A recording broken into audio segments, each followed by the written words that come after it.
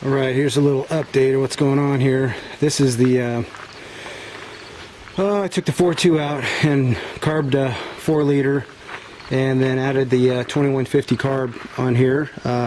Also the one wire alternator, which actually pretty much fits. You can't use this back bracket. If you wanted to support it a little more, you could actually probably put something in there, but you can't use the factory stock back bracket. But outside of that, it mostly bolts up. Pull your these are usually on eBay. They come with a V pulley. Just pull that one off, put your pulley from your alternator on there, fits just fine. Let's see here, what else? If you're using the 4 liter timing cover, or timing chain cover, you're gonna have to buzz off the little nub that's on there because the 4.2 doesn't have one. So there's a lot of little things. I make it sound easy now, which is really nice because you can benefit from all my back and forths. The other thing is the 4 liter and the 4.2 have a completely different, well, not completely different. The crank, the harmonic balancer is different. On a 4.2, you have, it comes out here about 3/8 of an inch, right? On a 4 liter, it's almost like this lip doesn't exist at all. It sets in, everything else is the same, but it sets in another, I think it's about 12 to 15 millimeters. And so none of your belts will line up, and that was a big fucking pain because I had already taken the 4.2 up to the junkyard and gave it as my core, you know, to save the 20-something bucks or whatever you get, you know, at the U-Pull places, and I screwed myself basically because I ended up having to pay 70-something bucks for a new harmonic balancer. So if I can give you advice off of doing this, keep every fucking thing that you pull off of it and keep it till the end. Every hose, everything you have, keep it till the end. When you're all said and done, then take it in for your cores and all that other stuff, or throw it away, whatever you're going to do with it, because you'll save yourself a lot of money, and it's nice to go back for reference of how the parts fit and how they went in there.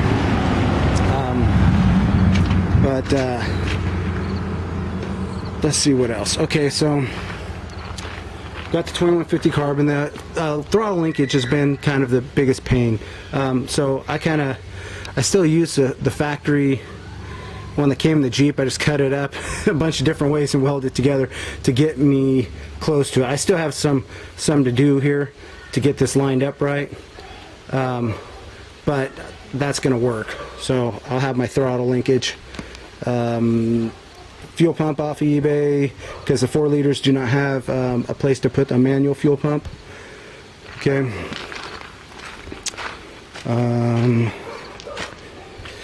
HEI distributor, that's also, you can get off of eBay. I think it's, I don't know, I think they run about 70-80 bucks or something like that. It's not too bad. I still got to time this thing and stuff, but I wanted to get all the thing lined up first before I did that. Before I did the time and everything, I wanted the linkage on the throttle so I could get everything timed without having to try to be using the carb. I can just have someone in the vehicle pumping the gas and stuff. So I mean, there's so much to go over here. If you guys got a question, let me know. Most of the wiring you can find, like your distributor and your tack wire are still going to be the same as what was on the 4.2, although you want to go up into the harness where it meets up with some thicker gauge wire, and it's a piece of duct tape for whatever reason from the factory that's on that. So that's where you know where to cut, splice it in, run your you got your battery and you got your tack, and the tack works just fine with the stock tack. I didn't have to do anything else. These are the wires that normally go to your coil on the 4.2 when you have the regular ignition. What else here? Starter is on a push button. It was just easier to do it. This one it seemed to have some kind of ground issue or something with the stock ignition, and so I just bypassed it, and because I didn't want to be chasing wires. This is not something I want to spend any more time on. I've already put an enormous amount of time and effort into this. You're still going to be able to use your stock, I think it's a blue and white. This is your electronic thermostat on this carb. Again, you can get this carb off of eBay for a reasonable price. I still use the 4-liter CCV system. I just took it out, and this is the trick here. Everybody says these things break every time you pull on them. That's true, but the idea is get a heat gun on it. Put a heat gun on it till it gets nice and pliable, and then you can pull it up, and most likely the whole grommet and everything will come up with it, but then at least you can get them pulled off without it breaking. I've seen a lot of other people doing a lot of different ways, and that's just the easiest. This one was already broke from the wrecking yard. Someone had hit it or something. So basically what I'm using is this front tube it's got a big orifice, okay? That's going to run right into where the air cleaner is, because that's not actually putting a lot of suction on, because you got the air cleaner and stuff. Unless the air cleaner is plugged, that's the only way it's going to create a lot of suction. The back one is, instead of a PCV valve, it just has a small hole. Basically, they control it by the orifice size. Okay, so that one's coming into where you normally do your PCV valve. That's going to keep pressure from building up, as will that. I didn't want to go with any other system, and we'll just see how this one works. And I just made sure it was clean and clear, because that's usually what the problem is anyways in these 4 liters. When you do end up getting oil being sucked into your air cleaner, it's because most likely that back one with the small orifice is plugged up, and so everything's trying to come out of here, so you end up just sucking oil in.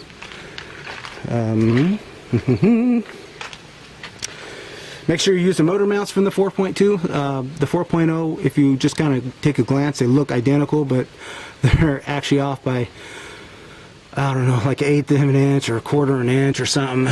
Something just enough to where it's not going to fit when you put it in here and you're looking around going, why the fuck is this thing not, why is it not mating up?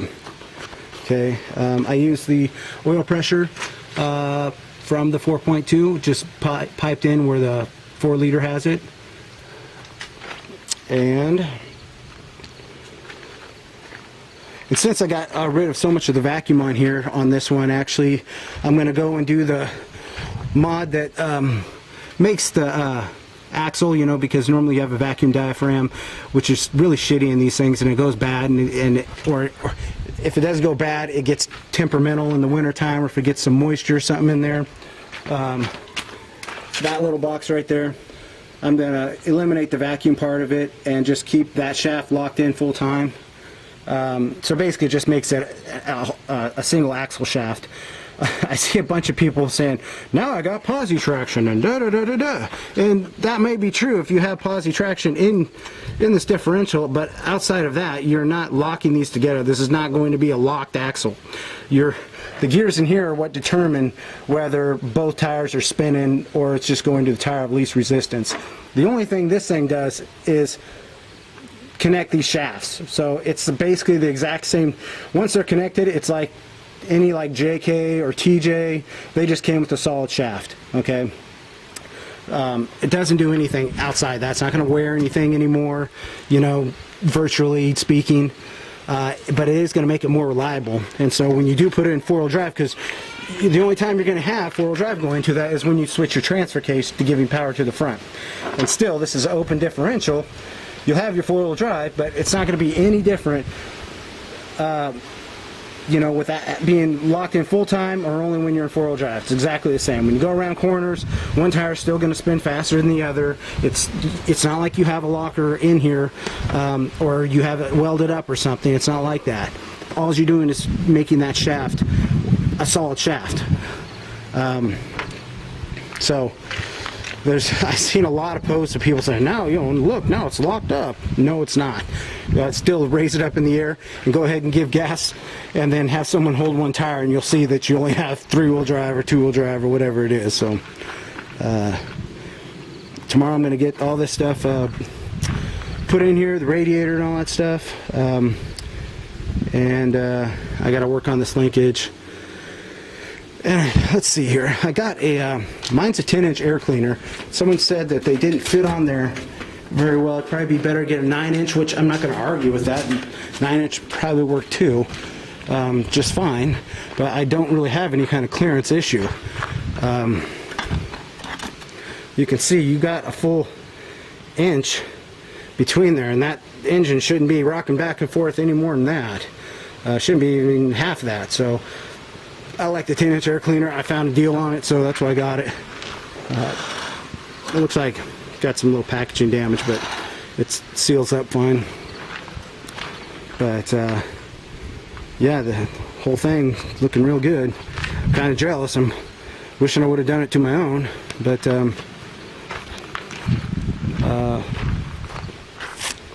got to hook the exhaust up still, cut and weld it, but we're getting there. Again, you guys feel free to ask questions, because this is not really a how-to, but for me, when I was looking on, it was hard to find any decent information or areas that, you know, when I was looking at trying to mount something up, nobody had a video of it, and so I'm trying to get as much coverage of where these things go, and how at least I did it, okay? So if you need to see any other angles, or you also have to, okay, on the 4-liter, you have to use the 4.2 water pump, because the 4-liter water pump, again, this pulley comes in another 3/8 inch, and it's just not going to work. It's going to rub, and it's not going to be lined. So you need the 4.2 harmonic balancer, and you need the 4.2 water pump. And they both will bolt up, and all the other dimensions are the same, like bolt patterns, shaft size and stuff. It's just this is set out a little far. And matter of fact, just to help you out here, because if you go aftermarket and you look for a 4.2 harmonic balancer, for whatever reason, nobody lists them. Even Rock Auto doesn't sell one for a 1990. But 84 through 1990 Jeep Cherokees, XJs, that had the 2.5 4-cylinder with the serpentine setup, it's the same pulley, or it's the same harmonic balancer, excuse me. So if you can't find one for the 4.2, look for one for the 2.5, and I don't know why they did that. I don't know why they do that, but it's the same damn pulley or balancer. Geez, I gotta quit saying that. Okay, so that should help someone out there.